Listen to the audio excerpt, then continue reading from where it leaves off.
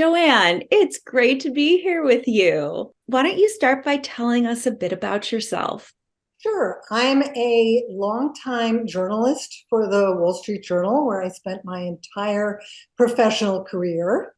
I am also the mother of two grown children and the grandmother of three. I'm the author of two books about women in the workplace. First one called Earning It, Hard-Won Lessons from Trailblazing Women at the Top of the Business World. And the second one is called Power Moms, How Executive Mothers Navigate Work and Life. What should employers be doing to support moms and aspiring moms in their organizations? Well, there are several employers who have already figured out that, guess what? If we want to attract and retain the best of the best, we have to be addressing the needs of working moms and working dads. But I think in general, one of the things that companies can do is give their employee resource groups greater clout. Make sure that they've got a powerful executive sponsor, paid staff, and a budget so that they can have programs that help the members get ahead in their careers.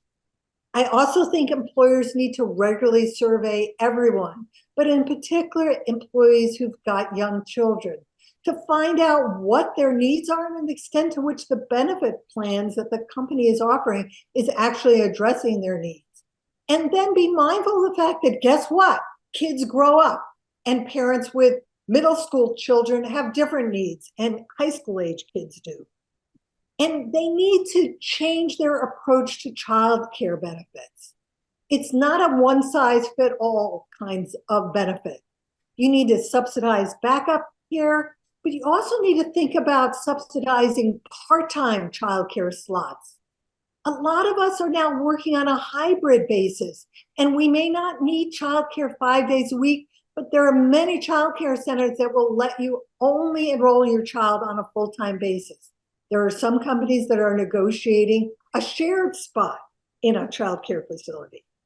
And I think the last thing you need to do is to normalize the idea of taking parental leave, making it clear that people at the top do this, men and women alike, and that it's expected that you will take your full leave.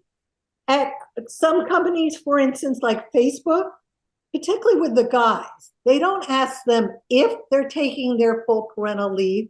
They ask them when they are taking their full parental leave. So, you have company responsibility, and then there's like this greater society. So what needs to change at that level as well?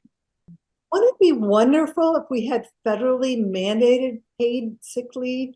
Wouldn't it be wonderful if we had federally mandated parental leave, known as FMLA, family and medical leave?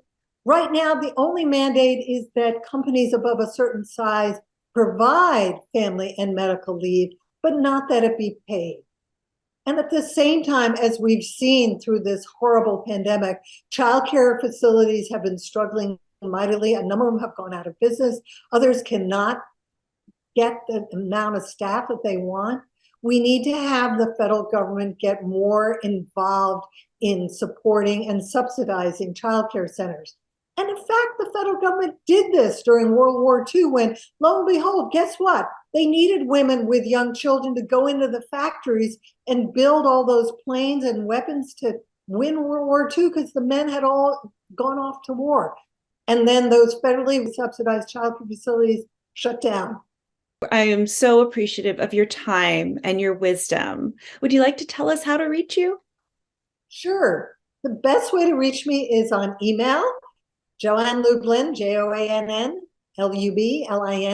@gmail.com. I also have a website, which again is just my name, www.joannlublin.com.